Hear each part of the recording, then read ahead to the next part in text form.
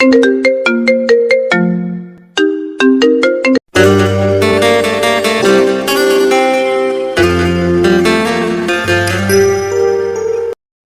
নতুন ভালোবাসার গল্প পেতে আমাদের চ্যানেলটি সাবস্ক্রাইব করে পাশে থাকা বেল আইকনে ক্লিক করুন। ধন্যবাদ। এটা কি হলো? I am so sorry madam, আমি আসলে দেখতে পাইনি, এদিক দিয়ে আসছিলাম, হঠাৎ করেই আপনি আমার সামনে চলে আসলেন। সো সরি, প্লিজ ম্যাডাম, আপনি আমাকে ক্ষমা করে দেবেন। এভাবেই নদীর কাছে ক্ষমা চাইছিল আয়ান। তখনই হঠাৎ করে পিছন থেকে অফিসার ম্যানেজার এসে তার গালে ঠাস করে বেশ কয়েকটা চড় বসিয়ে দিয়ে বলতে লাগলো, এই হারামজাদা, চোখে দেখতে পাস না? দিলি তো ম্যাডামের জামা কাপড় সব কিছু নষ্ট করে। তোদের মতো ছোট লোকের জন্যই অফিসে চাকরি দিতে চাই না। তোদের চোখ কপালে থাকে না, আর মেয়ে মানুষ দেখলেই হুঁশ থাকে না। প্লিজ ম্যানেজার সাহেব, আপনি এভাবে বলবেন না। আমি আসলে দেখতে পাইনি, আমি এদিক দিয়ে আসছিলাম, তখনই উনি আমার সামনে চলে আসেন। আমি ওনাকে খেয়াল করিনি, প্লিজ আমাকে ক্ষমা করে দেবেন। এরকম ভুল আর কখনো হবে না। এরকম বলে আর কখনো হবে না, এটা বললেই হলো। তুই নিজেকে কি ভেবেছিস? তুই আমাকে বলবি আর আমি তোকে ক্ষমা করে দিব? এক্ষুনি ম্যাডামের পায়ে ধরে ক্ষমা চাবি। আচ্ছা ম্যানেজার সাহেব, ঠিক আছে, কোনো সমস্যা নেই। আমি এক্ষুনি ম্যাডামকে পা ধরে ক্ষমা চাইব, কিন্তু তারপরও আপনি প্লিজ আমাকে ক্ষমা করে দিন। এই বলে আয়ান নদীর দিকে এগিয়ে যাচ্ছিল। তখনই নদী আয়ানকে থামিয়ে দিয়ে ঠাস করে ম্যানেজারের গালে দুইটা চড় বসিয়ে দিয়ে বলতে লাগে, চরটা ওকে নয়, আপনাকে দেওয়া উচিত। কারণ আমার বাবা টাকা দিয়ে অফিসে স্টাফ রেখেছে নাকি গরু ছাগল রেখেছে, আমি তো সেটাই বুঝতে পারছি না। আজ যদি আমি অফিসে না আসতাম তাহলে তো এগুলো আমার চোখেই পড়তো না। মাত্র 2 মাস আমি দেশের বাইরে, আর এর মধ্যেই অফিসের এই অবস্থা করে ফেলেছে আমার বাবা। আমি তো এটা ভাবতেই পারছি না। সরি ম্যাডাম, আপনি প্লিজ কিছু মনে করবেন না। এই সব ছোট লোকের বাচ্চাদেরকে আর অফিসে কোনো চাকরি দেওয়া হবে না, ওকে অফিস থেকে বের করে দেওয়া হবে। আপনি প্লিজ একটু শান্ত হন। এই অফিস থেকে যদি কেউ বের হয়ে যায় সেটা হলেন আপনি, কারণ আমি আজকের মধ্যে আপনাকে অফিস থেকে বের করে দেওয়ার ব্যবস্থা করছি। আপনি কোনো মানুষ নন, আস্ত একটা অমানুষের বাচ্চা।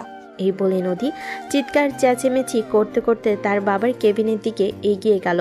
তার বাবা তখন একটা জরুরি ক্লায়েন্ট মিটিংয়ে ব্যস্ত ছিল, আর নদী সেখানে গিয়েই চিৎকার করে তার বাবাকে বলতে লাগলো, বাবা, অফিসের এই কি অবস্থা করেছে তুমি?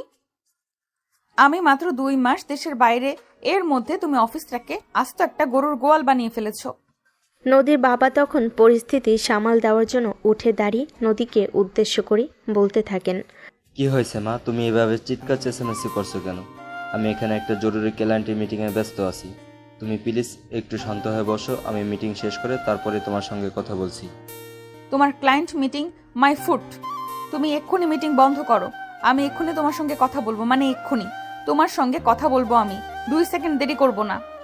নদীর বাবা খুব ভালো করেই বুঝতে পারেন নদী প্রচণ্ড পরিমাণে ক্ষেপে গেছে, তাই তিনি তখনই ক্লায়েন্টের মিটিং ক্যান্সেল করেন এবং নদীকে উদ্দেশ্য করে বলতে লাগলেন, আচ্ছা ঠিক আছে, কোনো সমস্যা নেই, তুমি বলো কি বলবে।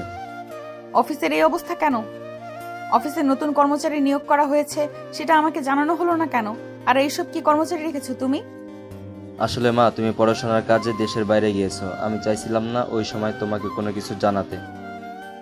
অফিসে একটু সমস্যা হচ্ছিল, তাই আমি স্টাফ চেঞ্জ করতে বাধ্য হয়েছি। এখন যেহেতু তুমি এসে গেছো, তুমি তোমার পছন্দ মতো স্টাফ সিলেক্ট করতে পারো, আর তারপর নতুন কাউকে নিয়োগ করতে পারো। সেটা তো আমি করবই। আমি সবার প্রথমে তোমার ম্যানেজারকে চাকরি থেকে বহিষ্কার করতে চাই। কিন্তু কেন? উনি তো যথেষ্ট ভালো, তাছাড়া উচ্চশিক্ষিত, তিনি অ্যাকাউন্ট অ্যান্ড ফিন্যান্সি বিষয়ে খুব ভালো বোঝেন। আমি তোমার কাছ থেকে কোনো কথা শুনতে চাই না। তোমাকে শুধু যেটা করতে বলা হয়েছে তুমি শুধু সেটাই করো। তুমি আজ এবং এই মুহূর্তে আমাদের অ্যাকাউন্ট ডিপার্টমেন্টের ম্যানেজারকে চাকরি থেকে বহিষ্কার করো। আর যদি তুমি সেটা না করো তাহলে কাল থেকে তোমার অফিসে আসার কোনো প্রয়োজন নেই। আমি দেশে এবং দেশের বাইরে একাই হ্যান্ডেল করতে পারবো। আচ্ছা ঠিক আছে, কোনো সমস্যা নেই, তুমি যখন বলছো তখন সব হয়ে যাবে। আমার পরে সব কিছুর একমাত্র মালিক তুমি, আর সব কিছু তোমার কথাতেই চলবে। এই সব কিছু নিয়ে তোমাকে কোনো চিন্তা করতে হবে না। ঠিক আছে, তাহলে আমি বাসায় যাচ্ছি। আমি এয়ারপোর্ট থেকে শুধু অফিসে চলে এসেছি। বাসায় গিয়ে কিছুক্ষণ বিশ্রাম নিব, তারপর বিকেলে আবারও অফিসে আসবো। আচ্ছা মামনি, ঠিক আছে, কোনো সমস্যা নেই। তুমি যেটা ভালো মনে করো সেটাই হবে। এই বলে নদী অফিস থেকে বের হয়ে চলে গেল। আর এইদিকে নদীর বাবা তখন ম্যানেজারের সঙ্গে দেখা করতে আসে। ম্যানেজার তখন নিজের কেবিনে বসে আছে। ম্যানেজার উঠে দাঁড়িয়ে ওনাকে ভিতরে আসতে বলেন। স্যার প্লিজ, ওখানে আমার কোনো দোষ ছিল না।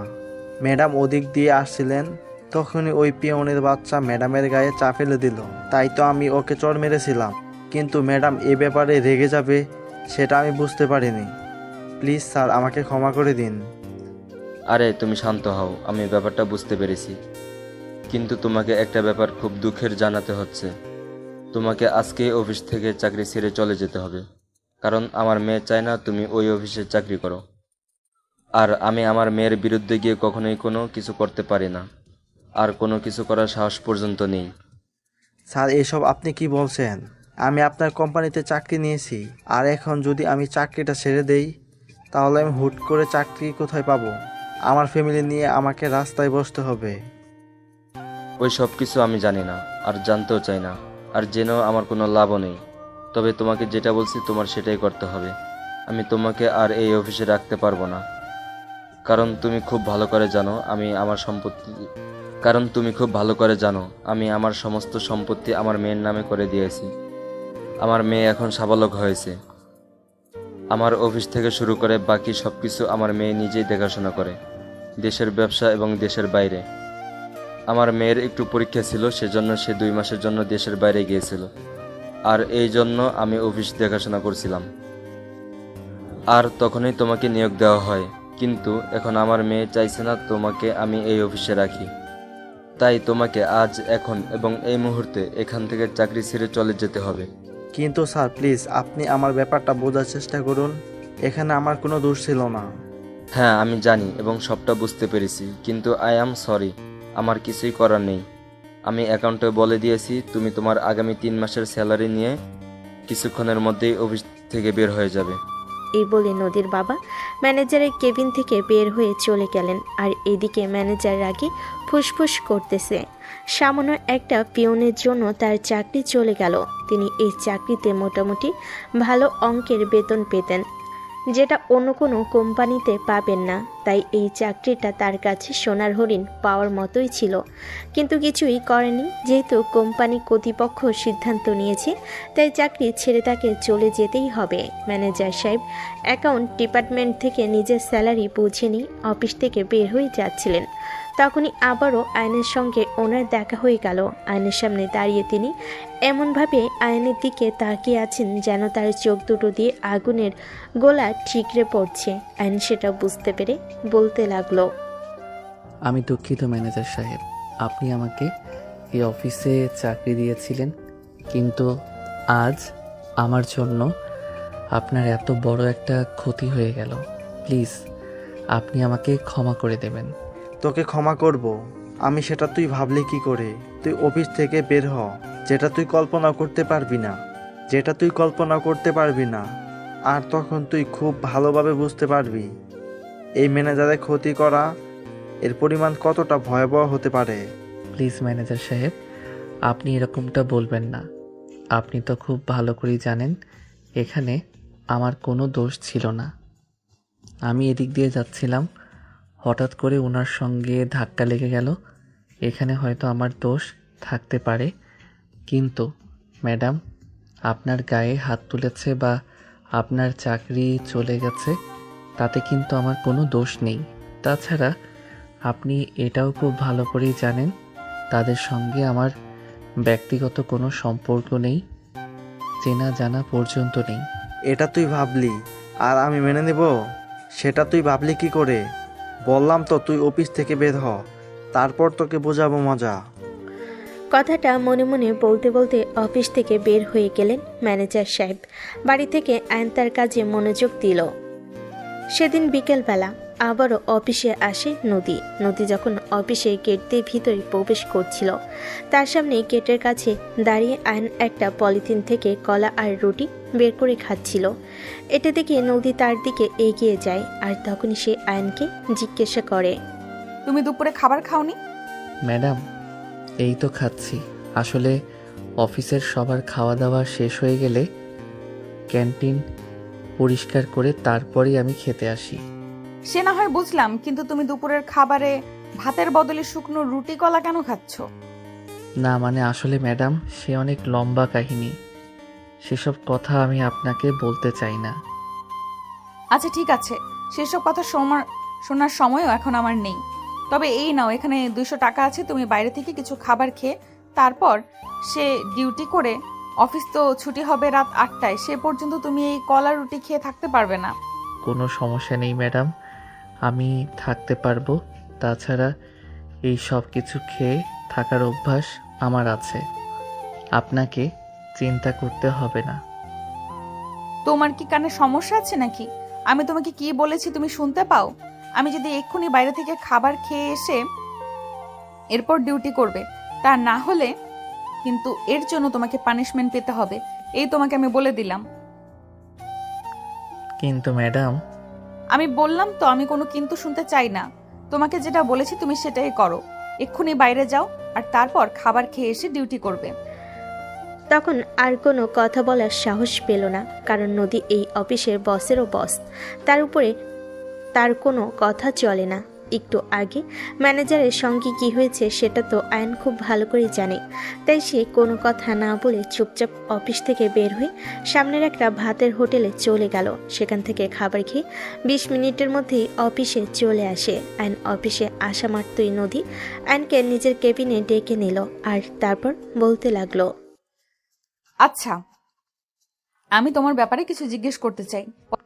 হ্যাঁ ম্যাডাম, অবশ্যই বলুন। আপনি আমার ব্যাপারে কি জানতে চান? আমি আপনার কথার উত্তর দেওয়ার জন্য প্রস্তুত আছি। পড়াশোনা কোন পর্যন্ত করেছো? ম্যাডাম, আসলে আমি পড়াশোনা এখনও শেষ করিনি। আমি ঢাকা ভার্সিটি থেকে ইংলিশে অনার্স করছি। এই বছর 3rd সেমিস্টারে আছি। কি বলো তুমি? সত্যি কথা বলছো তো? হ্যাঁ ম্যাডাম, আমি একদম সত্যি কথাই বলছি। আমি ঢাকা বিশ্ববিদ্যালয় থেকে ইংলিশে অনার্স করছি।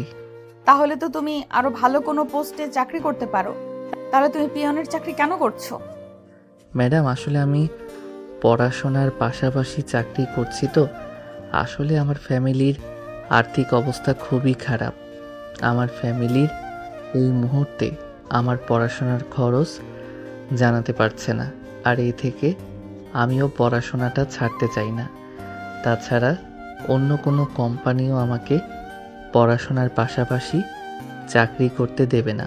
তাছাড়া এখান থেকে যা বেতন পাচ্ছি আলহামদুলিল্লাহ আমার চলে যায়, সেজন্যই আমার এখানে চাকরি করা। আচ্ছা ঠিক আছে, আমি তোমার ব্যাপারটা নিয়ে ভেবে দেখব। আমি চাই তুমি আমাদের কোম্পানিতেই বড় কোনো পোস্টে চাকরি করো, কারণ তোমার যোগ্যতা, তোমার কোয়ালিফিকেশন আরো ভালো কিছু ডিজার্ভ করে। হ্যাঁ ম্যাডাম, সেটা আমি জানি, কিন্তু আমার কিছুই করার নেই। কারণ আমার বাবার না তো কোনো বড়লোক নেতার সঙ্গে পরিচয় আছে, আর না তো আমার ফ্যামিলির আর্থিক অবস্থা ভালো আছে। সেসব কিছু নিয়ে তোমাকে কোনো চিন্তা করতে হবে না। আমি তোমার এই ব্যাপারটা ভেবে দেখব। তুমি আমার উপর একটু ভরসা রাখতে পারো। আশা করছি আমি তোমার জন্য ভালো কিছু করতে পারবো। আপনাকে অসংখ্য ধন্যবাদ ম্যাডাম, আমাকে এভাবে প্রত্যাশা দেওয়ার জন্য। তখনই আয়ন নদীর ক্যান্টিন থেকে বের হয়ে চলে গেল। আর এইদিকে নদী কিছুক্ষণ পরই তার বাবার কেবিনে গেল আর তখনই সে তার বাবাকে বলতে লাগলো, বাবা, আমাদের কোম্পানিতে যে ছেলেটা পিয়নের চাকরি করছে, নাম মেবি আয়ান হবে। ছেলেটার যোগ্যতা, কোয়ালিফিকেশন, মেধা খুবই ভালো। আমরা তো চাইলে এই ছেলেটাকে আমাদের কোম্পানির ভালো কোনো পোস্টে হায়ার করতে পারি। হ্যাঁ, সেটা তো করতেই পারি, কিন্তু ছেলেটা প্রতিদিন অফিস করতে পারে না, মাঝে মধ্যে অফিস থেকে ছুটি নেয়। তার ক্লাস থাকে, আর সেজন্যই তাকে বড় কোনো পোস্টে হায়ার করতে সাহস পাচ্ছিলাম না। কারণ যদি হুট করে চাকরি ছেড়ে চলে যায়, তখন আমাদের কোম্পানির বিশাল বড় অঙ্কের একটা লস হয়ে যাবে। না বাবা, সেরকমটা হবে না, কারণ আমি কখনো মানুষ চিনতে ভুল করি না। যারা বিপদে পড়ে কোনো একটা কাজ করে, সেই কাজ ছেড়ে তারা সহজে চলে যায় না। তাই আমার মনে হচ্ছে আমরা এই ছেলেটাকে নির্দ্বিধায় আমাদের কোম্পানির ভালো কোনো পোস্টে হায়ার করতে পারি। সে তুমি যেটা ভালো মনে করো সেটাই করো, কারণ এই সহায় সম্পত্তি যা কিছু আছে সব কিছু একমাত্র মালিক হলে তুমি। আমি আশা করব তুমি যা কিছু করবে কোম্পানির ভালোর জন্যই করবে। কোম্পানির খারাপ কিছু হোক সেটা তুমি কখনোই চাইবে না। হ্যাঁ বাবা, তুমি এটা একদম ঠিক কথাই বলেছ। তুমি আমার উপর সব সময় ভরসা রাখতে পারো। কোম্পানির খারাপ কিছু হবে সেরকম কোনো কিছু আমি কখনোই করব না।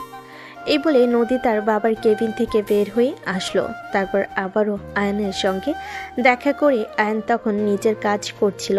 নদী পিছন থেকে তাকে বলতে থাকে, এক্সকিউজ মি মিস্টার, আপনার জন্য একটা গুড নিউজ আছে। আয়ন চমকে দাঁড়ায় পিছন থেকে। হঠাৎ করে এভাবে কেউ একজন কথা বলে। আয়ন পিছন ফিরে তাকিয়ে নদীকে দেখে বলতে থাকে, হ্যাঁ ম্যাডাম বলুন, কি বলবেন? কাল থেকে তোমাকে আর এই চাকরি করতে হবে না। কিন্তু কেন ম্যাডাম?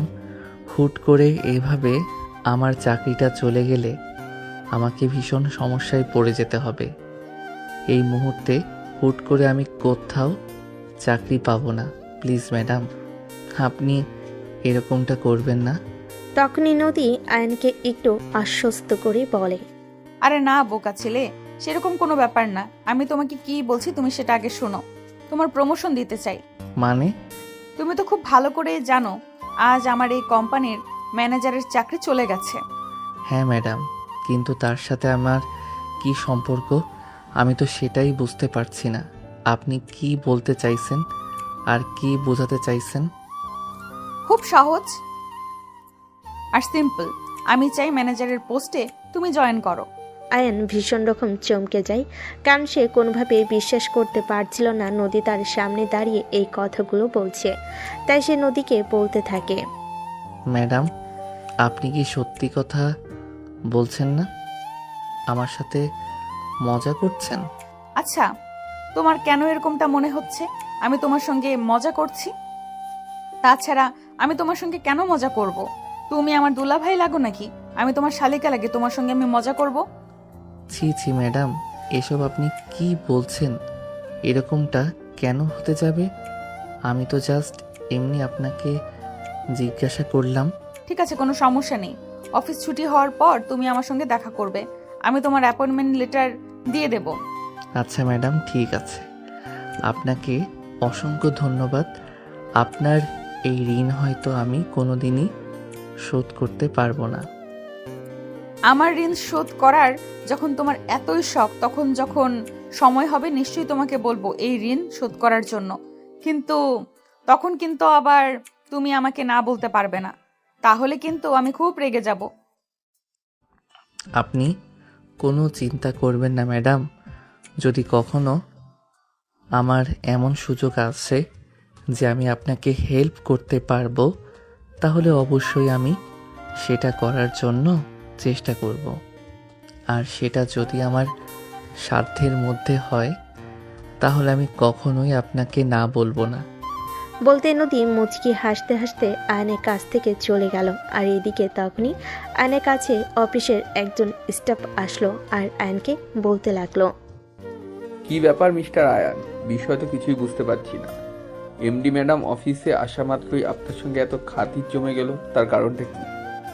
সেটা আমি কি করে বলবো?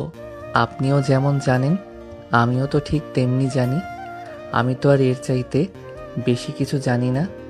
তাই আমার মনে হয় এইসব প্রশ্ন আমাকে করে সেরকম কোনো লাভ নেই। কিন্তু কেন জানি না, আমার মনে হচ্ছে এর মধ্যে কোনো একটা রহস্য লুকিয়ে আছে। একটা কথা মনে রাখবেন আয়ান সাহেব, আকাশে চাঁদ উঠলে মেঘ কখনো সেটা ঢেকে রাখতে পারে না। কি হ্যাঁ, একদম আমিও সেটাই মনে করি। যদি কখনো আকাশের চাঁদ উঠে, তাহলে সেটা আপনারা নিজের চোখেই দেখতে পাবেন।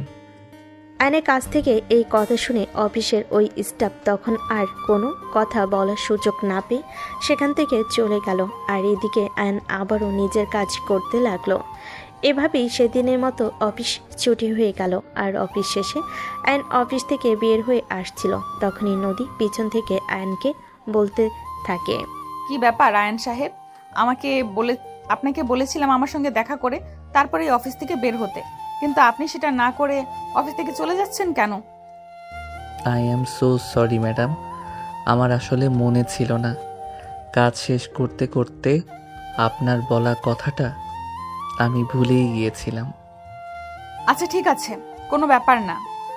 এই বলে নদী বেশ কয়েকটা শপিং ব্যাগ আয়নের দিকে এগিয়ে দিল আর তারপর বলতে লাগলো, দিস ইজ ফর ইউ। কাল থেকে এগুলো পরে তারপর অফিসে আসবেন, ম্যানেজার বলে কথা। আয়ন শপিং ব্যাগগুলো নিজের হাতে নিল আর খুলে দেখতে পেল ভিতরে দামি দামি ব্র্যান্ডের শার্ট প্যান্ট ঘড়ি আর প্রয়োজনীয় কিছু জিনিস। এগুলো দেখে আয়ন নদীকে বলতে লাগলো, ম্যাডাম, এসব কি? এগুলোর তো অনেক দাম, কিন্তু আপনি এগুলো আমাকে কেন দিচ্ছেন? দেখুন মিস্টার আয়ান সাহেব, আমি আপনাকে আরো একবার বলেছি, আবার মুখের উপর কথা বলে আমি একদম পছন্দ করি না, আর আশা করব আপনিও সেটা করবেন না। আমার মনে হয়েছে এগুলো আপনার প্রয়োজন, তাই এগুলো আপনাকে দেওয়া। কাল থেকে এগুলো ব্যবহার করবেন, তাহলে আমি খুব খুশি হব। কিন্তু ম্যাডাম, এগুলোর তো অনেক দাম। আমার 3 মাসের স্যালারি দিয়েও এতগুলো জিনিস কেনা যাবে না। সে আমি খুব ভালো করেই জানি, কিন্তু এই জিনিসগুলো আমি আপনাকে টাকার বিনিময়ে দেইনি, এগুলো আমি আপনাকে ফ্রিতে গিফট করেছি, আর আমি আশা করব এগুলো আপনি ব্যবহার করবেন। যথা আজ্ঞা ম্যাডাম, আপনি যেরকমটা বলবেন আমি সেরকমটাই করব। তবে কি আজ আমি বাসায় যেতে পারি? অবশ্যই, চলুন আমি আপনাকে আপনার বাসার সামনে নামিয়ে দিব, আপনি আমার সঙ্গে আমার গাড়িতে চলুন। বলে নদী আয়নকে নিয়ে অফিস থেকে বের হয়ে আয়ন নদীর সঙ্গে যেতে না চাইলেও নদীর কথায় বাধ্য হয়ে নদীর গাড়িতে উঠল আর তারপরে ড্রাইভার গাড়ি স্টার্ট করে একটা গলির সামনে এসে আয়ন গাড়িটা দাঁড় করাতে বলল। আর তারপরেই নদীও আয়নের সঙ্গে গাড়ি থেকে নামলো। নদী গাড়ি থেকে নামতেই দেখে আয়ন নদীকে জিজ্ঞাসা করে, কি ব্যাপার ম্যাডাম, আপনি এখানে গাড়ি থেকে নামলেন কেন? আমি তোমার সঙ্গে তোমার বাসায় যাব, তুমি কেমন জায়গায় থাকো সেটা আমার দেখার বড্ড ইচ্ছে, তুমি আমাকে নিয়ে যাবে না?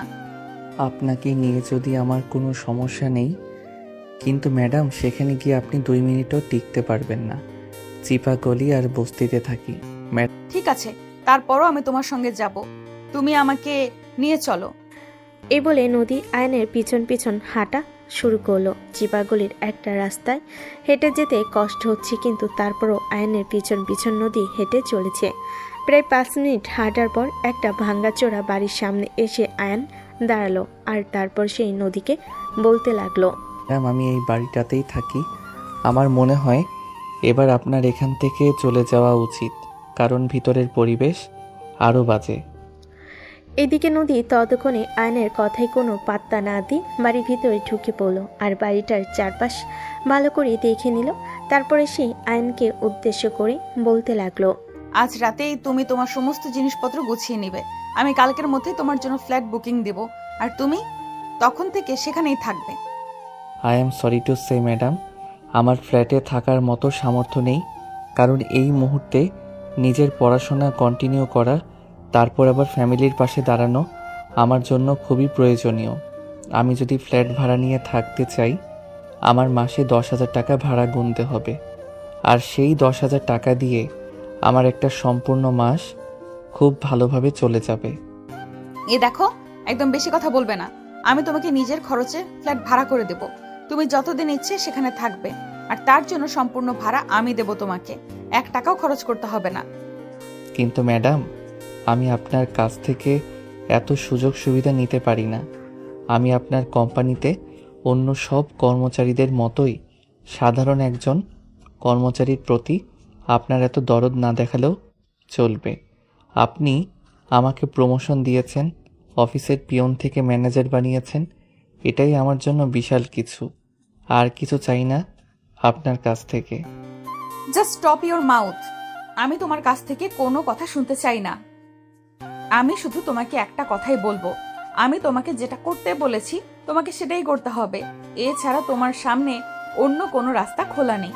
আর যদি তুমি আমার কথার বিরুদ্ধে গিয়ে কোনো কিছু করার সাহস দেখিয়েছো, সেটা কিন্তু তোমার জন্য খুবই খারাপ হবে, এটা আমি তোমাকে বলে দিলাম। এই বলে নদী সেখান থেকে চলে গেল। আর এইদিকে অ্যান তখনও হাঁ করে সেদিকে তাকিয়ে আছে। তখনই অ্যানের রুমমেট একজন পিছন থেকে অ্যানের কাঁধে হাত রেখে বলতে লাগলো, কি ব্যাপার ভাই, ব্যাপারটা কিছুই বুঝতে পারলাম না। ম্যাডাম কে হয় আপনার? আরে ভাই, এভাবে টিটকারি মেরে কথা বলার কিছুই নেই, উনি আমার অফিসার বস। ব্যাস এইটুকু পর্যন্তই সীমাবদ্ধ। আপনাকে এটা নিয়ে বেশি চিন্তা করতে হবে না।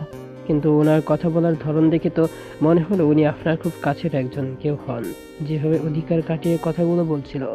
আরে ভাই, আপনি আর তেরা তেরা কথা বলে মেজাজ খারাপ কইরেন না। এমনিতেই উনি আমার মাথাটা গরম করে দিয়েছেন। নেহাত অফিসের বস হন, তাই কোনো কিছু বলতে পারছিলাম না। কিন্তু আপনি সেরকমটা ভাববেন না। আপনার মুখের উপর 3টা কথা বলে দিতে আমি 2বারও চিন্তা করব না।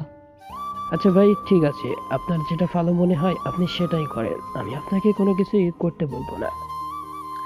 এই কথা বলে শুভ সেখান থেকে চলে গেল। আর এভাবেই কিছুক্ষণ আয়ন সেখানে দাঁড়িয়ে থাকার পর নিজের রুমে আসে, ফ্রেশ হয়ে রাতের খাবার তৈরি করে আর খাবার খেয়ে নেয়। এদিকে সারাদিন অফিসার বাসে এসে রান্না বান্নার পর আয়ন খুবই ক্লান্ত হয়ে পড়ে।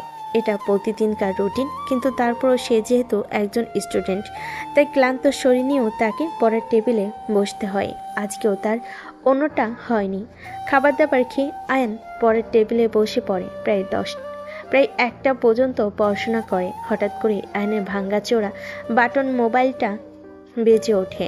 আয়ন মোবাইলটা হাতে নিয়ে দেখে একটা অচেনা নাম্বার থেকে ফোন এসেছে। আয়ন সচরাচর অচেনা নাম্বার থেকে আসা কল রিসিভ করে না, আজও তার অন্যতা হয়নি। বেশ কয়েকবার কল আসলে ফোনটা রিসিভ করেনি, ফোন সাইলেন্ট করে রেখে ঘুমিয়ে পড়ে। পরের দিন সকালবেলা যথাসময়ে ঘুম থেকে উঠে অফিসে যাওয়ার জন্য তৈরি হয়। তখন কেউ একজন তার রুমে দরজায় নক করে। আয়ন দরজাটা খুলতেই দেখতে পাই নদী তার দরজার সামনে দাঁড়িয়ে আছে। আয়ন নদীকে দেখে সালাম দেয় আর তারপর বলতে থাকে, আসসালামু আলাইকুম ম্যাডাম, কি ব্যাপার হঠাৎ আপনি এখানে এই সাত সকালবেলা? কেন, আমি এখানে আসাতে তোমার খুব বেশি অসুবিধা হয়ে গেছে নাকি? কাল রাতে আমি তোমাকে কতগুলো ফোন দিয়েছিলাম, যদি তুমি আমার কলটা রিসিভ করতে তাহলে তো আজ সকালবেলা আমাকে এখানে আসতে হতো না। তখনই আয়ন মাথায় হাত দিয়ে বলতে থাকে, এই I am so sorry madam, আমি আসলে বুঝতে পারিনি যে গতকাল কলটা আপনি দিয়েছিলেন জানলে আমি কলটা রিসিভ করতাম। আসলে আমি সচরাচর অচেনা নাম্বারের কল রিসিভ করি না, তাই আপনার কলটা রিসিভ করিনি। আমি ভেবেছিলাম হয়তো অপরিচিত কেউ আর রং নাম্বারে কল করেছে, তাই। তুমি মানুষ নাকি অন্য কিছু, আমি তো সেটাই বুঝতে পারলাম না। একজন মানুষ এতগুলো কল দিলে নিশ্চয়ই কোনো প্রয়োজনে কল দিয়েছে। কোনো মানুষ অপরিচিত কাউকে নিশ্চয়ই এতগুলো কল দিবে না। I am so sorry madam, আপনি যদি আমাকে এটা বলে দিবেন আপনি আমাকে কল দিবেন, তাহলে অবশ্যই আমি কলটা রিসিভ করতাম। নেক্সট টাইম আর কখনো এমন হবে না। আচ্ছা ঠিক আছে, বাদ দাও সেসব কথা। তোমাকে আমি যা বলেছিলাম তা করেছো তো? না মানে আসলে ম্যাডাম, প্রতিদিনের মতো কাল অফিস থেকে এসে খাওয়া দাওয়া শেষ করে পড়তে বসেছিলাম, আর তখনই অনেক রাত হয়ে গেছে, তাই আর এসব কিছু করার সময় ছিল না। আচ্ছা ঠিক আছে, তুমি শুধু আমার বইপত্র গুছিয়ে নাও, আর বাকি সব কিছু আমি তোমাকে কিনে দেব। এই সব কিছু নিয়ে চিন্তা করতে হবে না। বলে নদী নিজেই আয়নের রুমের ভিতর প্রবেশ করলো আর আয়নের বইপত্র গুছিয়ে নিয়ে গাড়িতে রাখলো। তারপর এসে আয়নকে বলতে লাগলো, চলো, তোমাকে অফিসে পৌঁছে দেবো, আর তারপর আমি নিজের হাতে তোমার নতুন ফ্ল্যাট গুছিয়ে দেব। প্রয়োজনীয় যা যা কিছু লাগবে আমি সব কিছু নিজের হাতে কিনে দেব। ম্যাডাম, আপনি কেন শুধু শুধু আমার পিছনে এত টাকা নষ্ট করছেন? এই সব কিছুর আসলেই কোনো প্রয়োজন ছিল না। কিন্তু নদী তখন আর আয়নের কথার কোনো উত্তর দিল না, চুপচাপ গাড়িতে এসে বসলো। আয়নও তখন আর কোনো কথা বলার সাহস না পেয়ে নদীর পিছনে পিছনে গাড়িতে এসে বসে। নদী গাড়িতে বসে ড্রাইভারকে গাড়ি স্টার্ট করতে বলে। ড্রাইভার অফিসের সামনে এসে গাড়ি দাঁড় করালো। তারপরে আয়ন আর নদীর দুজনে একসঙ্গে গাড়ি থেকে নামলো। যে ব্যাপারটা অফিসের অনেক স্টাফই লক্ষ্য করেছিল, কিন্তু নদী সেসব কিছু পরোয়া না করে আয়নকে নিয়ে অফিসের ভিতরে প্রবেশ করে আর ম্যানেজারকে নিয়ে যায়। নদী আয়নকে নিয়ে সোজা ম্যানেজারের চেয়ারে বসালো আর তারপর বলতে লাগলো, আজ থেকে এই চেয়ার, এই কেবিন শুধুই তোমার। ম্যাডাম, আপনি আমাকে এত বড় একটা দায়িত্ব দিলেন, আমি এই দায়িত্ব ঠিকঠাক মতো পালন করতে পারবো তো? ইনশাল্লাহ তুমি এই দায়িত্ব পালন করতে পারবে। তোমার উপর এতটুকু ভরসা আমার আছে। তোমাকে এই একদিন থেকে আমি যতটুকু জেনেছি আর যতটুকু বুঝেছি, তোমাকে চোখ বন্ধ করে বিশ্বাস করা যায়। কিন্তু ম্যাডাম, আমাকে এসব ব্যাপারে কোনো পূর্ব অভিজ্ঞতা নেই। আমি যদি না পারি কিংবা যদি কোনো ভুল করি তখন কি হবে? অত সব কিছু নিয়ে তোমাকে কোনো চিন্তা করতে হবে না। তোমাকে আমি যেটা করতে বলেছি তুমি শুধু সেটাই করো, আর তারপর যা হবে সব আমি সামলে নেব। তাছাড়া তুমি নতুন, এটা আমি খুব ভালো করেই জানি, তাই তোমাকে সমস্ত ব্যাপারে আমি সহযোগিতা করব। এই বলে আয়নের কেবিন থেকে বের হয়ে চলে গেল আর তারপর সোজা অফিস থেকে আয়নের জন্য কেনা নতুন ফ্ল্যাটে। সেখানে সে আয়নের জন্য বেশ কিছু ফার্নিচার অর্ডার করেছে, সেগুলো অলরেডি চলে এসেছে। আর তারপর লোকের সহযোগিতা নিয়ে সেগুলোকে সুন্দর করে সাজাতে থাকে। সমস্ত কাজ শেষ করে মোটামুটি প্রায় দুপুরের মতো হয়ে গেল অফিসে। আর তারপরে নদী অফিসে ফিরে আসলো। নদী অফিসে ফিরে আসা মাত্রই আয়ান নদীর কাছে গেল, তারপর বলতে লাগলো, আরে ম্যাডাম, আপনি তো আমাকে কোনো কাজ বুঝিয়ে না দিয়ে অফিস থেকে বের হয়ে চলে গেছেন। আমি তো সেই সকাল থেকে বসে আছি, কোনো কাজ করিনি। হ্যাঁ, তো কি হয়েছে? কাজ জমে গেছে, কোনো সমস্যা নেই, আমি করে দেব। আমি তো তোমাকে বলেছি তুমি যত রকম সমস্যা করবে আমি তোমাকে সব রকম সমস্যা থেকে তুলে নিয়ে আসার জন্য সাহায্য করব। কিন্তু ম্যাডাম, তারপরেও এই, তুমি সব সময় এত কথা বলো কেন? তোমাকে না বলেছি সব সময় আমার মুখের উপরে কোনো কথা বলবে না। আমার মুখের উপরে কথা বলো আমি একদম পছন্দ করি না। কেন, তুমি কি এটা কানে শুনতে পাও না নাকি? আচ্ছা ঠিক আছে madam, I am so sorry. আপনি প্লিজ আমাকে আমার কাজগুলো বুঝিয়ে দিন। নদী তখন আর কোনো কথা না বলে চুপচাপ আয়নকে তার কাজ বুঝিয়ে দিল আর তারপরে সে নিজেই কেবিনে চলে গেল। এদিকে কিছুক্ষণ পরেই অফিসে বেশ কিছু স্টাফ মিলে আয়নের কেবিনে আসে আর সবাই মিলে আয়নকে বলতে থাকে, ব্যাপার মিস্টার? তো আমার কিছুই বুঝতে পারছি না। কি ব্যাপার মিস্টার? আমরা তো কিছুই বুঝতে পারছি না। প্রথমে আপনার জন্য ম্যানেজারের চাকরি চলে গেল, আর তারপর আবার ম্যানেজার জায়গায় আপনি এসে বসলেন। আসল ব্যাপারটা আমার কাছে গোলমেলে লাগছে। এখানে গোলমেলে লাগার কোনো ব্যাপার নেই। যেটা হয়েছে শুনুন, আমি বলছি। ম্যানেজার সাহেবকে নতুন ম্যাডামের পছন্দ নয়, তাই ওনাকে বের করে দিয়েছেন। আর ওনার মনে হয়েছে আমি এই কাজটার জন্য উপযুক্ত, তাই উনি আমাকে এই কাজটা দিয়েছেন। এতে যদি আপনাদের পার্সোনালি কোনো প্রবলেম থাকে তাহলে ম্যাডামের সঙ্গে কথা বলতে পারেন। পাগল হয়েছেন নাকি? আপনারে যে ম্যাডামের সঙ্গে এসব কথা বলতে যায়, আমার যে ম্যাডামের সঙ্গে এসব ব্যাপার নিয়ে কথা বলতে যাই, আমাদেরকে ঠিক ওই মুহূর্তে ওই অফিসার থেকে চাকরি ছেড়ে চলে যেতে হবে। এটা আমার খুব ভালো করেই জানি, তাই আমরা নিজেদের জন্য কোনো রিস্ক নিতে চাই না। সেটা আপনাদের ব্যক্তিগত ব্যাপার, তবে আমাকে এসব ব্যাপারে কোনো প্রশ্ন করে বিরক্ত না করলেই খুশি হব। তখন আর তারা কোনো কথা বলার সাহস পেল না, চুপচাপ কেবিন থেকে বের হয়ে চলে গেল। তবে তাতেই নিজেদের মধ্যে কানাঘুষা চলতে লাগলো। আচ্ছা ব্যাপারটা কি বলতো, এই ছেলেটার মধ্যে ম্যাডাম কি এমন দেখেছে ওর জন্য ম্যানেজারের চাকরি চলে গেল, আর তারপর ওই ছেলেটাকে ম্যানেজারের পোস্টে বসিয়ে দিল, একদম পিয়ন থেকে ম্যানেজার বানিয়ে দিল। আরে ভাই, সেটা তো আমার মাথাতেই ঢুকছে না। আপনাকে কি করে বলবো অফিসে কত যোগ্য ব্যক্তি আছে, শিক্ষিত, কোয়ালিফিকেশনের সীমাবদ্ধ, কিন্তু ম্যাডাম তাদেরকে চোখে দেখতে পেয়েও সামান্য একটা পিয়নকে অফিসের ম্যানেজার বানিয়ে দিল। আরে ভাই আস্তে কথা বল, দেয়ালেরও কান আছে। কোনোভাবে যদি এসব কথা ম্যাডামের কান পর্যন্ত চলে যেতে পারে তাহলে আমাদের চাকরি থাকবে না, তখন ভাই ম্যানেজারের মতো আমাদেরকেও বউ বাচ্চা নিয়ে না খেয়ে মরতে হবে। হ্যাঁ ভাই, আপনি একদম ঠিক কথাই বলেছেন। যদি কোনোভাবে ম্যাডামের কান পর্যন্ত এই কথা চলে যেতে পারে, আমরা তার অগোচরে এসব বিষয় নিয়ে আলোচনা করছি, তাহলে আমাদের চাকরি চলে যাবে নির্ঘাত। তাই এসব ব্যাপার নিয়ে আলোচনা না করাটাই শ্রেয়। এই বলে তারা সেখানে তাদের আলোচনা সমাপ্তি ঘটালো। এদিকে অফিস শেষ হতেই আয়ান অফিস থেকে বের হতে যাবে, তখনই নদী এসে তার সামনে দাঁড়ালো। আর তারপরে সে আয়ানকে বলতে লাগলো, চলো তোমাকে তোমার নতুন ফ্ল্যাটে নিয়ে যাব। আয়ন তখন কোনো কথা না বলে নদীকে অনুসরণ করলো, কারণ সে খুব ভালো করে জানে এখন নদীর সঙ্গে কোনো কথা বলতে গেলে নদী অকারণে রেগে যাবে আর আয়নকে সেই রাগের উষ্ণতা সহ্য করতে হবে, তাই চুপচাপ গাড়িতে এসে বসে। আর তখনই নদীর ড্রাইভারকে গাড়ি স্টার্ট করতে বলে। তখনই ড্রাইভার নদীকে বলতে থাকে, ম্যাডাম এখন আমরা কোথায় যাব? আপনার বাসায় নাকি ওই বস্তিতে? বস্তি মানে? আপনার কি মাথা খারাপ হয়ে গেছে নাকি? আজ সকালে আমরা যে ফ্ল্যাট গুছিয়ে রেখে এসেছি ওই ফ্ল্যাটে নিয়ে চলুন। আচ্ছা ম্যাডাম ঠিক আছে, কোনো সমস্যা নেই, আপনি যেমন বলবেন। এই বলে ড্রাইভার গাড়ি স্টার্ট করে। আর তারপর ও আয়ানের জন্য কেনা নতুন ফ্ল্যাটে এসে পৌঁছায়। অফিস থেকে খুব একটা দূরে না, এই তো মোটামুটি 3 মিনিটের রাস্তা। আয়নকে নদী উপরে নিয়ে গেল। আর তখনই ড্রাইভার নদীর বাবাকে ফোন করে। আসসালামু আলাইকুম স্যার, আপনাকে একটা কথা বলার জন্য ফোন দিয়েছিলাম, যদিও আমি বুঝতে পারছি না এই কথাটা আপনাকে বলা ঠিক হবে কি না। কি হয়েছে ড্রাইভার সাহেব? আপনার কণ্ঠস্বর এমন শোনাচ্ছে কেন? কোনো ঝামেলা হয়ে থাকলে আপনি আমাকে খোলাখুলি বলতে পারেন, কোনো সমস্যা নেই। না মানে আসলে স্যার ব্যাপারটা আপনাকে কিভাবে বলবো সেটাই তো ভেবে পাচ্ছি না। আমি তো আপনাকে বললাম, এ তো চিন্তা করার কিছুই নেই, যা হয়েছে তা আমাকে খুলে বলুন। আর আপনি যদি আমাকে খুলে না বলেন তাহলে আমি বুঝবো কি করে কি হয়েছে।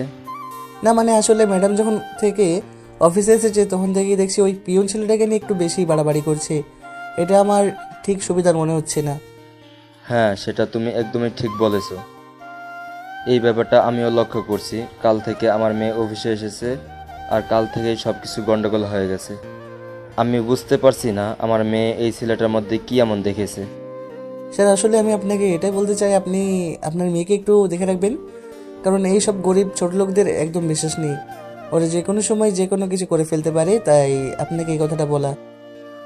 আচ্ছা ঠিক আছে, আমি ব্যাপারটা বুঝতে পেরেছি আর আমাকে এসব কথা বলার জন্য আপনাকে অসংখ্য ধন্যবাদ। তবে আপনি যে আমাকে এই কথা বলেছেন ওরা জন্য এটা কোনোভাবেই জানতে না পারে। স্যার আপনার কি মাথা খারাপ হয়ে গেছে? ওরা যদি এই ব্যাপারে কোনোভাবে জানতে পারে তাহলে আমার চাকরি থাকবে না।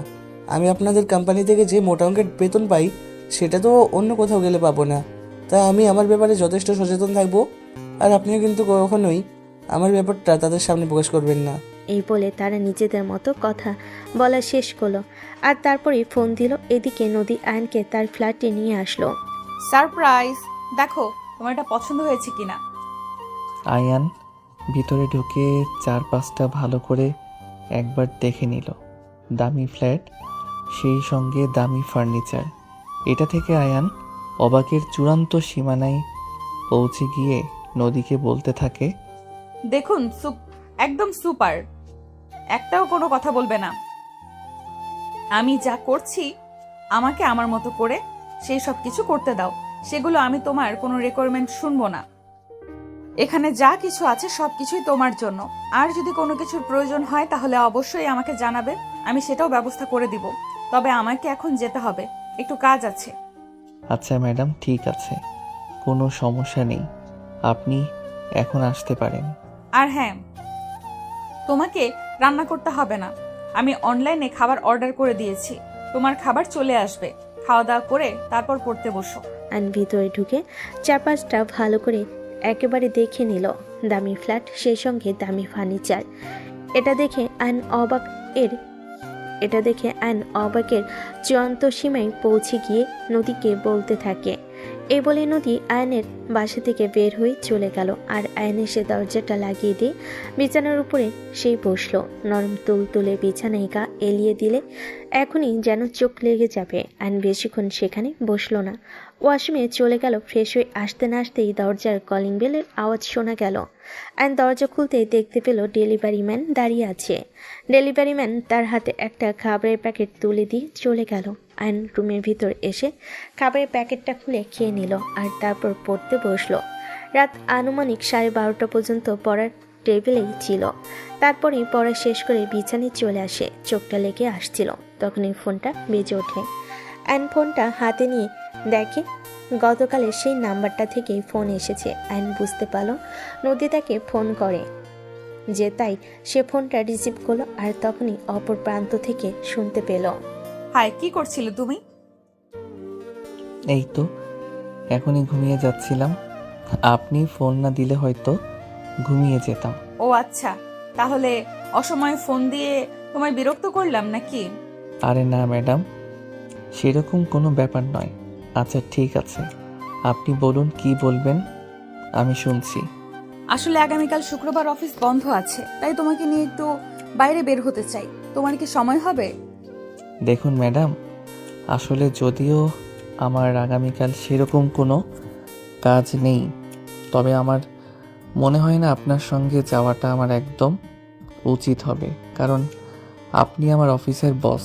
এমনিতেই আপনি আমাকে অনেক সহযোগিতা করেছেন, যেটা নিয়ে অফিসে অলরেডি কানাঘুষা শুরু হয়ে গেছে। তারপর যদি কেউ এটা কোনোভাবে জানতে পারে আমি আপনার সঙ্গে বাইরে সময় কাটাচ্ছি, তাহলে কি হবে সেটা আপনি খুব ভালোভাবেই বুঝতে পারছেন। দেখো, আমি কে কি করলো কে কি না করলো সেই সব কিছু নিয়ে আমি কখনোই সেরকম ভাবে কোনো চিন্তা ভাবনা করি না। আর আমি বলবো তোমাকেও চিন্তা করার কোনো প্রয়োজন নেই, কারণ তুমি ছেলে মানুষ। বদনাম পুরুষকে কখনো ছুতে পারে না। ম্যাডাম, আপনি ভুল কথা বলছেন। বদনাম কখনো বড়লোক মানুষকে ছুঁতে পারে না। আমরা গরিব মানুষ, আমাদের কাছে মান সম্মান সব কিছু। আমরা সব কিছুর ঊর্ধ্বে গিয়ে মান সম্মানকে নিয়ে চিন্তা করি। আরে বাবা, আমি তোমাকে বললাম তো এই সব কিছু নিয়ে তোমাকে কোনো চিন্তা করতে হবে না। আমি তো আছি, আমার উপরে তুমি ভরসা করতে পারো। আমি থাকতে তোমার কোনো ক্ষতি হতে আমি কখনোই দেব না। আমি জানি ম্যাডাম, কিন্তু তারপরেও মানুষ আপনাকে কিংবা আমাকে নিয়ে কোনো মন্তব্য করুক, সেটা আমি চাই না।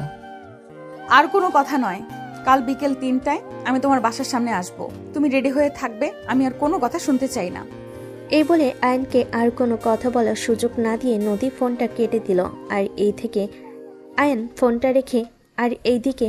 ফোনটা রেখে ঘুমিয়ে পড়ল। পরের দিন যেহেতু অফিস আর ভার্সিটি কোনোটাই ছিল না, তাই সে সকালবেলা একটু দেরি করেই ঘুম থেকে উঠল। সকালবেলা ঘুম থেকে উঠে দেখে অলরেডি সকাল 11টা বেজে গেছে। আয়ন তাড়াহুড়ো করে ফ্রেশ হয়ে নিজের জন্য নাস্তা তৈরি করলো। আর তারপর নাস্তা খেতে খেতেই হঠাৎ দেখতে পেল তার ফোনের রিংটোন বাজতেছে। এসে মোবাইলটা হাতে নিয়ে দেখে তার বাড়ি থেকে ফোন করা হয়েছে। আয়ন ফোনটা রিসিভ করলো। কি রে বাবা, কেমন আছিস? কয়দিন ধরে তো তুই আমাদের কথা ভুলেই গেছিস, একবারও ফোন দিয়ে আমাদের খোঁজখবর নিচ্ছিস না। আসলে কয়দিন ধরে আম্মু অফিসে একটু কাজের চাপ বেশি, তারপর আবার পড়াশোনার চাপটাও বেশি পড়ে গেছে, তাই আর কি ফোন দিতে পারছি না। তোমরাও তো এমনই, তোমরা তো একবার ফোন দিয়ে আমার খবর নিতে পারতে, কিন্তু তোমরা তো সেটা করলে না। আরে বাবা, তুই এটা খুব ভালো করেই জানিস আমরা কাজ করি, ব্যস্ত থাকি। তাছাড়া আমাদের ফোনে সেরকম কখনো রিচার্জ করা হয় না। তুই নিজে থেকেই ফোন দিস, তাই আমাদের আর রিচার্জ করার প্রয়োজন পড়ে না, কারণ আমাদেরকে তো কাউকে ফোন দিতে হয় না। আচ্ছা ঠিক আছে, এসব কথা বাদ দাও। এখন বলো তোমরা কেমন আছো, আর তিশা কেমন আছে? এই তো আছি, আলহামদুলিল্লাহ, আল্লাহর রহমতে ভালোই আছি। তোকে একটা কথা বলার জন্য ফোন দিলাম। তিশার জন্য বিয়ের সম্বন্ধ এসেছে। কি বলো আম্মু এসব? তিশা সবেমাত্র ইন্টার সেকেন্ড ইয়ারে পড়াশোনা করছে, এখনই দিয়ে দেওয়ার কোনো প্রয়োজন নেই। পড়াশোনাটা আগে শেষ করুক, তারপর না হয় বিয়ে শাদী নিয়ে চিন্তা করা যাবে। বাবা, এভাবে বলতে হয় না। তিশা মেয়ে মানুষ, তাছাড়া এটাই মেয়েদের বিয়ের উপযুক্ত বয়স। ভালো সম্বন্ধ বারবার আসে না। কিন্তু আম্মু তিশার এখনো অনেক ছোট, তাই আমার মনে হয় না ওকে এই মুহূর্তে বিয়ে দেওয়াটা ঠিক হবে। তুই কোনো চিন্তা করিস না বাবা, সব কিছু ঠিক হয়ে যাবে। তোকে যেটা বলার জন্য ফোন দিয়েছিলাম। হ্যাঁ আম্মু বলো, কি বলবে? আর আব্বু কোথায়? আব্বুর শরীর কেমন আছে? এই তো, তোর আব্বু একটু বাজারে গেছে, আছে আলহামদুলিল্লাহ ভালোই। শোন, তিশাকে কিছু গয়না বানিয়ে দিতে হবে। আমাদের হাতে তো সেরকম কোনো টাকা নেই। তুই কি আমাদের কিছু টাকা পয়সা দিয়ে সাহায্য করতে পারবি? কথাটা শোনা মাত্রই আয়নের মাথায় যেন আকাশ ভেঙে পড়ল, কারণ সে যেটুকু চাকরি করে সেটুকু টাকা তার নিজের প্রয়োজনে খরচ করতে হয়। এখন বোনের বিয়ে বলে কথা, কিছু না দিলেও তো হয় না। এখন সে কি করবে সেটা ভেবে চুপ করে থাকে। তখনই তার আম্মু বলতে থাকে, চাপ নিস না বাবা, তোর বেশি কষ্ট হয়ে গেলে তোকে কিছু দিতে হবে না, আমরাই সবটা ব্যবস্থা করে নিব। আচ্ছা আম্মু, তুমি চিন্তা করো না, আমি দেখছি কি করা যায়। ইনশাল্লাহ কিছু একটা ব্যবস্থা করব। আচ্ছা বাবা, ঠিক আছে, তুই যদি কিছু করতে পারিস তো করিস, তা না হলে তোর উপর জোর দিয়ে কোনো কিছু বলবো না। আচ্ছা, তোর দিনকাল কেমন যাচ্ছে? এই তো আম্মু, আলহামদুলিল্লাহ ভালো। জানো আম্মু, আমার প্রমোশন হয়েছে। আমি একটা বড় পোস্টে ভালো বেতনে চাকরি পেয়েছি। আশা করছি সামনের মাস থেকে নিজের খরচ চালিয়ে তোমাদের কিছু দিতে পারবো। আলহামদুলিল্লাহ, আল্লাহর কাছে লাখ কোটি শুক্রিয়া যে এতদিন পর একটা খুশির খবর শুনতে পেলাম। হ্যাঁ আম্মু, দোয়া করো। আশা করি এখন থেকে আমাদের দিন ফিরবে।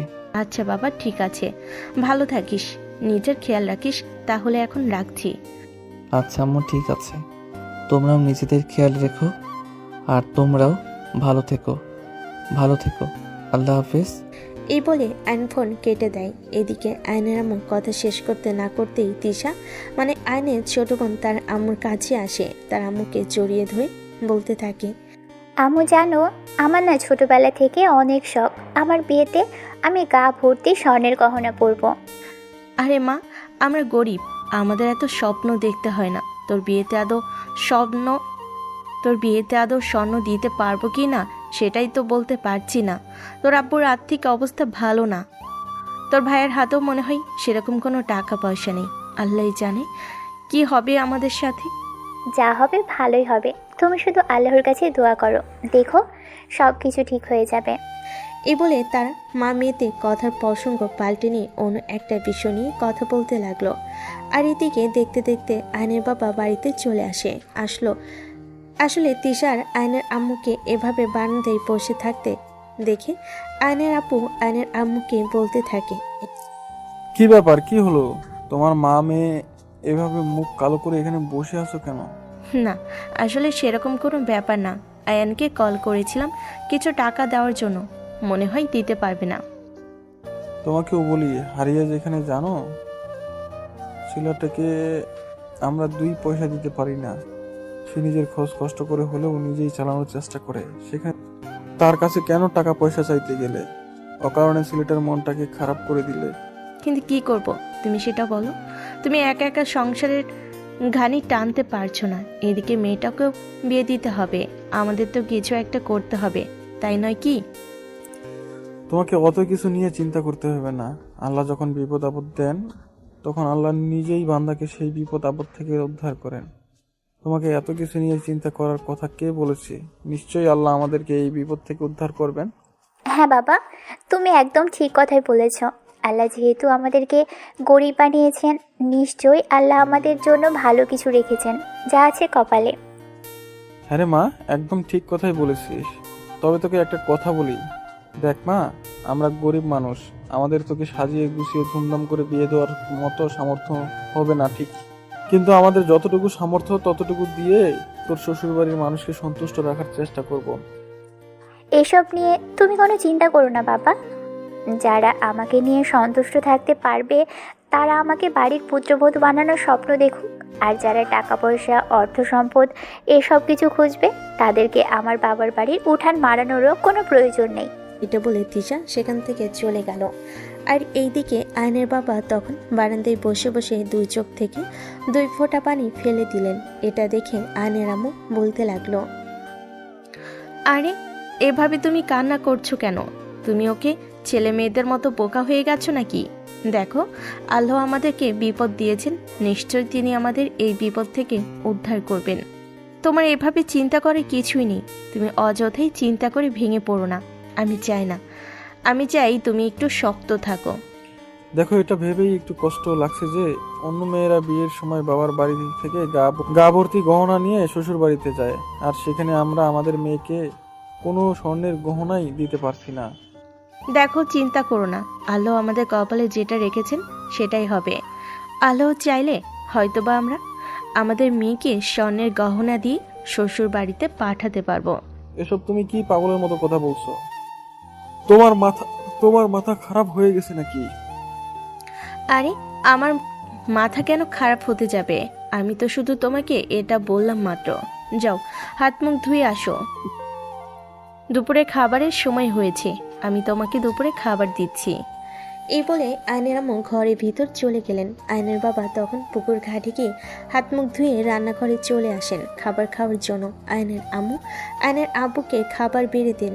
অপরদিকে আয়ন খাবার খাওয়া শেষ করে বিছানায় এসে বেশ কিছুক্ষণ বিশ্রাম নেয়। আর ঠিক কিছুক্ষণ পরে নদী আয়নকে ফোন করে আর বলতে থাকে, কি হলো, তুমি রেডি হয়েছো? তোমাকে না আমি কাল বলে রেখেছিলাম 3টার মধ্যে রেডি হয়ে থাকতে। ম্যাডাম, আসলে সকালবেলা ঘুম থেকে উঠতে একটু লেট হয়ে গেছে। আপনি জাস্ট 5 মিনিটে দাঁড়ান, আমি 5 মিনিটের মধ্যেই রেডি হয়ে আসতেছি। আমি তোমার ফ্ল্যাটের দরজার সামনে দাঁড়িয়ে আছি, দরজাটা খোলো। আমি দাঁড়িয়ে থাকতে থাকতে পা ব্যথা করছে। এটা শুনে আয়ন দৌড়ে গিয়ে দরজা খুলে দিল। আর তখনই দেখতে পেল নদী সেখানে দাঁড়িয়ে আছে। আয়ন নদীকে রুমের ভিতর আসতে বলে আর তারপর বলতে থাকে, আরে ম্যাডাম, আপনি এখানে চলে এসেছেন সেটা আমাকে বললেই তো পারতেন। তাছাড়া আপনি যখন বাসা থেকে বের হয়েছেন তার আগে আমাকে একটা মিসড কল বা মেসেজ দিলেই তো হয়ে যেত, আমি নিজেই রেডি হয়ে নিচে চলে যেতাম।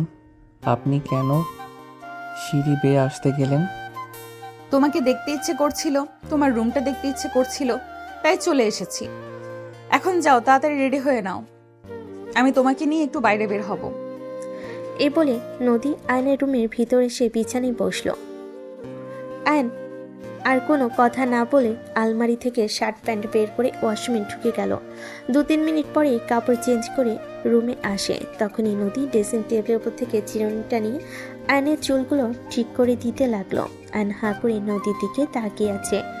এটা দেখে নদী আয়নকে বলতে লাগলো, কি ব্যাপার, তুমি আমার দিকে এভাবে হা করে তাকিয়ে আছো কেন? মনে হচ্ছে জীবনে এই প্রথমবার আমাকে দেখছো। না মানে আসলে ম্যাডাম, আপনি যেটা করছেন আমার মনে হয় সেটা একদম ঠিক হচ্ছে না। আপনি চিরুনিটা আমার কাছে দিন, আমার চুল আমি নিজেই ঠিক করে নিতে পারবো। দেখো, তোমাকে আমি আগেও বলেছি আর এখনো বলছি, এত কথা বলা আমার একদম ভালো লাগে না। আমি যখন যেটা করতে চাই তখন সেটাই আমাকে করতে দিবে, আর তা না হলে কিন্তু এর পরিণাম খুবই খারাপ হবে। আয়ন তখন আর কোনো কথা বলার সাহস পেল না। নদী আয়নের চুল ঠিক করে দিল আর তারপর ড্রেসিং টেবিলের ডর থেকে পারফিউম নিয়ে আয়নের গায়ে লাগিয়ে দিতে লাগলো। তখনই আয়ন নদীকে বলতে লাগলো, আরে ম্যাডাম, এসব কিন্তু একটু বেশি বাড়াবাড়ি হয়ে যাচ্ছে। তখনই নদী নিজের ডান হাত দিয়ে আয়নের মুখটা বন্ধ করে দিয়ে বলতে লাগলো, একদম চুপ করে এখানে দাঁড়িয়ে থাকো, আমি যা করছি তা আমাকে করতে দাও।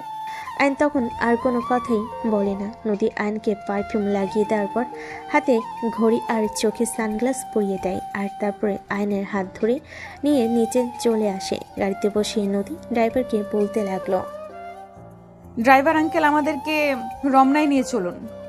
ড্রাইভার তখন কোনো কথা না বলেই গাড়ি চালাতে শুরু করলো। রমনা পার্কে গেটের সামনে এনে দাঁড় করালো। নদী আয়নকে নিয়ে গাড়ি থেকে নেমে সোজা পার্কের ভিতর ঢুকে গেল। আর এইদিকে ড্রাইভার তখনই আবারও নদীর বাবার নাম্বারে ফোন করে। আসসালামু আলাইকুম স্যার। ওয়ালাইকুম আসসালাম। ড্রাইভার সাহেব, আজ তো শুক্রবার, আপনি ছুটিতে যাননি? না মানে আসলে স্যার ম্যাডাম আজকে ছুটি দেননি, উনি আজ ঘুরতে এসেছেন, তাই আমাকে আজকেও ডিউটি করতে হচ্ছে, যার কারণে উনি আমাকে অ্যাডভান্স পেমেন্টও দিয়েছেন। মানে এসব আপনি কি বলছেন?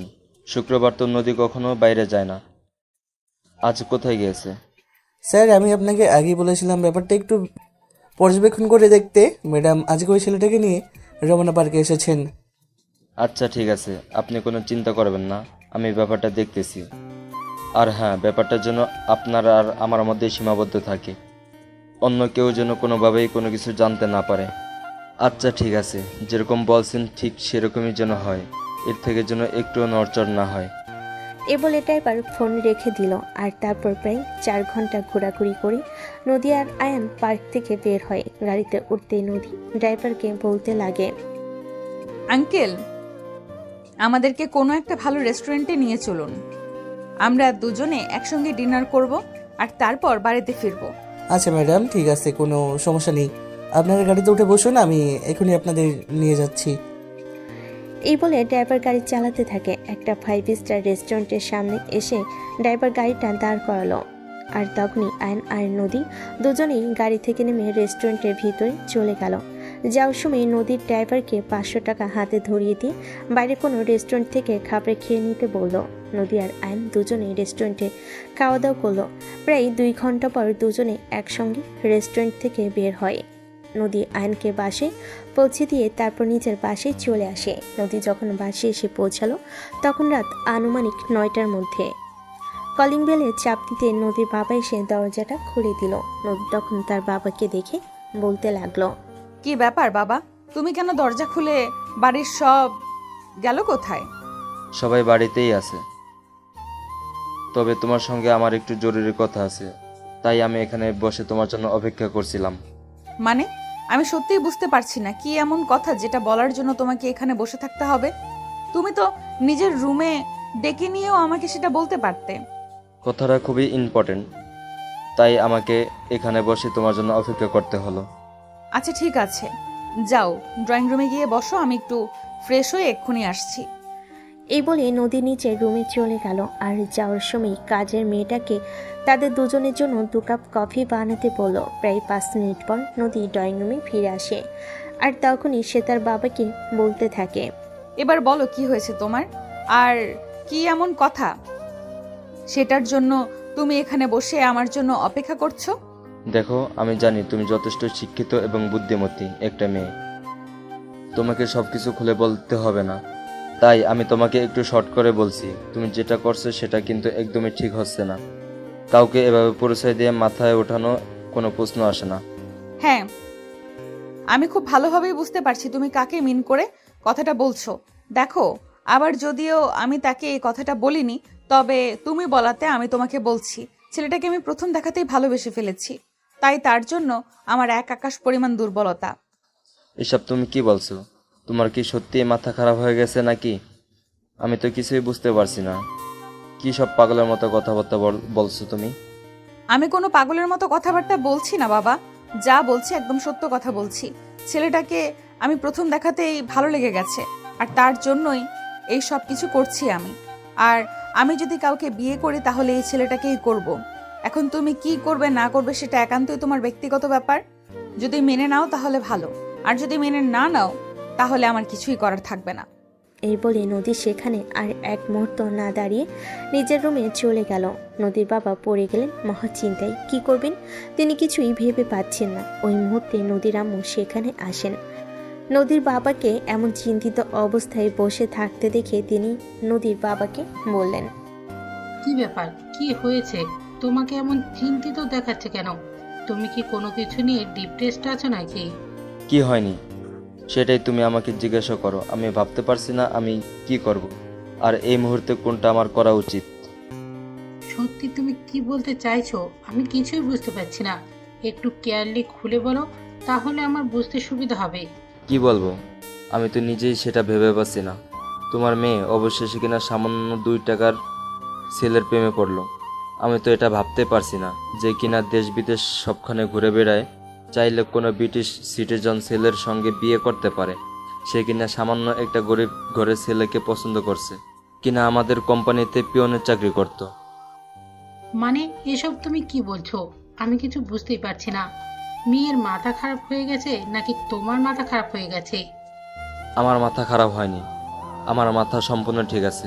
তোমার মেয়ের মাথা খারাপ হয়ে গেছে, তাই তো তোমার মেয়ে এসব পাগলের মতো কর্মকাণ্ড করছে। আচ্ছা ঠিক আছে, কোনো সমস্যা নেই। তুমি এসব বিষয় নিয়ে কোনো চিন্তা করো না। আমি নিজের মেয়ের সঙ্গে কথা বলবো, দেখি ব্যাপারটাকে কিভাবে সমাধান করা যায়। হ্যাঁ, তুমি সেটাই করো, কারণ তোমার মেয়ে এই সম্পর্কের মধ্যে নিজেকে জড়িয়ে রাখলেও আমি কোনোদিন এই সম্পর্ক মেনে নেব না।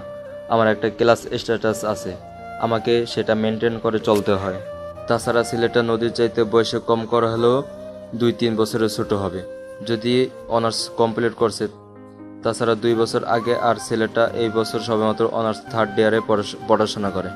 নদীর আম্মু তখন আর কোনো কথা না বলে চুপচাপ সেখান থেকে চলে গেলেন। তবে তিনি তখনই নদীর রুমে গেলেন না, কারণ তিনি খুব ভালো করেই জানেন এই মুহূর্তে নদীর সঙ্গে কথা বলে হিতে বিপরীত হতে পারে। কারণ নদীর বাবা যেমন প্রচণ্ড পরিমাণ রাগী, নদীও তেমনি তার বাবার চাইতে 3 গুণ বেশি রাগী। তাই নদীর মা পরের দিন সকালবেলা যখন নদী নাস্তার টেবিলে গেল নাস্তা খাওয়ার জন্য, তখনই নদীকে বলতে থাকেন, কি ব্যাপার নদী, তোমার বাবা এসব কি বলছে? তুমি নাকি অবশেষে এরকম কিছু একটা করেছো যেটা আমরা ভাবতেও পারি না। হ্যাঁ আম্মু, তুমি একদম ঠিক কথাই শুনেছ। আমি আয়নকে যেদিন প্রথম দেখেছি সেদিনই তাকে ভালোবেসে ফেলেছি।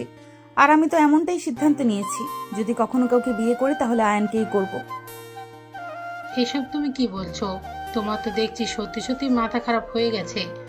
তোমার খুব তাড়াতাড়ি একজন সাইকোলজিস্টে দেখানো প্রয়োজন এবং খুব দ্রুত তোমার ট্রিটমেন্ট নেওয়া প্রয়োজন। এইসবের কোনো প্রয়োজন হবে না আম্মু, আমি যা বলছি একদম সত্য কথা বলছি এবং ঠান্ডা মাথায় চিন্তা ভাবনা করে তারপরেই আমি সিদ্ধান্ত নিয়েছি। শোনো, তোমাদেরকে একটা কথা বলি, ভালোবাসা জীবনে কখনো বলে কয়ে আসে না। আমরা যে কোনো সময় যে কোনো কাউকে ভালোবেসে ফেলতে পারি, তাই এটা নিয়ে এভাবে এত সিরিয়াস হওয়ার কিছুই নেই। তাই বলে একটুখানি একটা ছেলেকে যে কিনা তোমার থেকে বয়স অনেকটাই ছোট আর যা কিনা আমাদের বাড়ির চাকর হওয়ার যোগ্যতা পর্যন্ত নেই। আম্মু, তুমি এভাবে কথা বলতে পারো না। তুমি আয়ানকে অপমান করে কথা বলছো, এটা কিন্তু আমি একদম সহ্য করব না। কারণ আমি আয়ানকে বিয়ে করব বলে সিদ্ধান্ত নিয়েছি, আর নিজের হবু হাজবেন্ডকে কখনোই আমি অপমানিত হতে দেব না। নদীর আম্মু নিজের মেয়ের কথা শুনে কি বলবেন জাস্ট ভেবে পাচ্ছেন না। তিনি মহা চিন্তায় পড়ে গেলেন।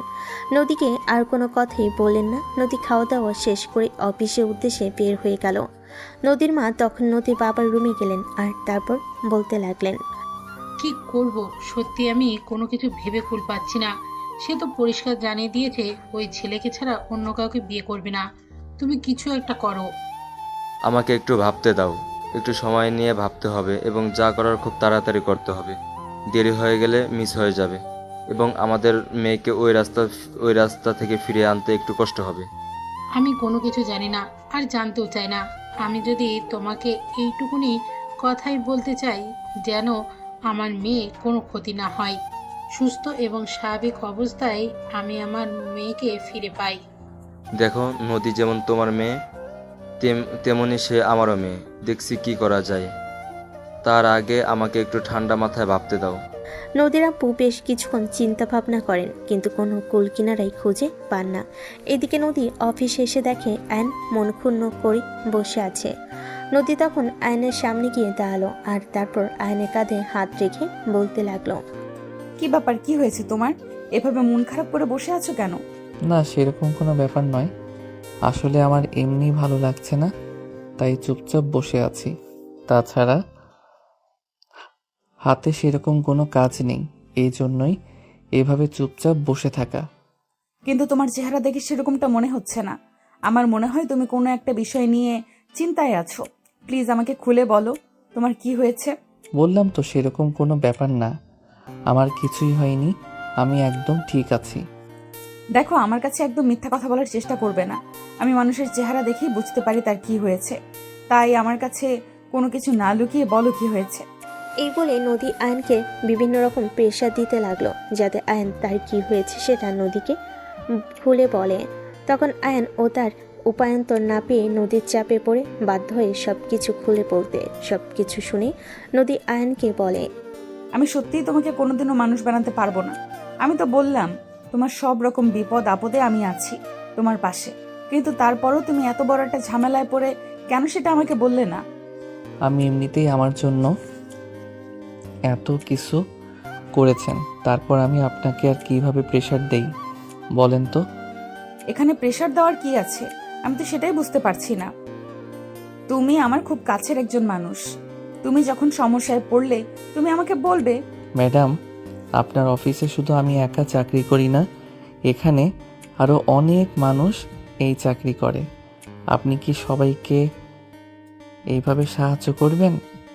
না, কখনো না। তাছাড়া আমি সবাইকে কেন সাহায্য করতে যাব? সবাইকে আমার খুব কাছের মানুষ নাকি? তুমি আমার কাছের মানুষ, তাই তোমাকে সাহায্য করা যেতেই পারে। কিন্তু ম্যাডাম। কোনো কিন্তু নয়। তুমি আজ অফিস শেষ করে আমার সঙ্গে শপিং মলে যাবে। তোমার বোনের জন্য গহনা আর শাড়ি সবকিছুই আমি কিনে দেব। এই বলে নদী আয়নের কেবিন থেকে বের হয়ে চলে গেল। সেদিন একটু তাড়াতাড়ি অফিস থেকে বের হলো দুজনে। তারপর শপিং মলে গিয়ে সারা মল ঘুরে ঘুরে তারপর নদী আয়নের বোনের জন্য নিজের পছন্দ মতো শাড়ি আর গহনা কিনে দিল। সেই সঙ্গে ফ্যামিলির সবার জন্য কেনাকাটা করে দিল। আর তারপর সে সঙ্গে আয়নকে এক সপ্তাহে ছুটো দিয়ে দিল। গ্রামের বাড়ি থেকে ঘুরে আসার জন্য। শুধু এতটুকুতেই সীমাবদ্ধ থাকলো না নদী আয়নকে নির্দিষ্ট অঙ্কের একটা টাকাও দিল বিয়েতে খরচ করার জন্য। আয়ন এইসব কিছু নিয়ে খুশি মনে পরের দিন গ্রামের বাড়ির উদ্দেশ্যে রওনা দেয়। আর তারপরেই গ্রামের গৃহে মহা ধুমধামের সঙ্গে বোনের বিয়ের আয়োজন করে আর সবাই মিলে অনেক আনন্দ উল্লাস করে বোনের শ্বশুর বাড়িতে পাঠায়। আর এদিকে দেখতে দেখতে ছুটি শেষ হয়ে আসছিল, তাই আয়ন আবারও শহরে চলে আসে। এক সপ্তাহ পর অফিসে আসে আয়ন। এইদিকে নদী আয়নকে দেখার জন্য পাগল হয়েছিল। নদী অনেকক্ষণ আগে থেকেই অফিসে এসে অপেক্ষা করছিল কখন আয়ন অফিসে আসবে। এদিকে আয়ন অফিসে এসে যেই না নিজের কেবিনে প্রবেশ করবে, তখনই নদীও তার পিছন পিছন নিজের কেবিন থেকে বের হয়ে আয়নের কেবিনে প্রবেশ করে। আয়ন কেবিনে ঢুকে ব্যাগটা টেবিল উপর রাখতেই পিছন থেকে নদী আয়নকে জড়িয়ে ধরে আর বলতে থাকে। হঠাৎ করেই কারো এভাবে পিছন থেকে জড়িয়ে ধরে চমকে যায় আয়ন, আর তখনই সে চিৎকার দিতে যাবে।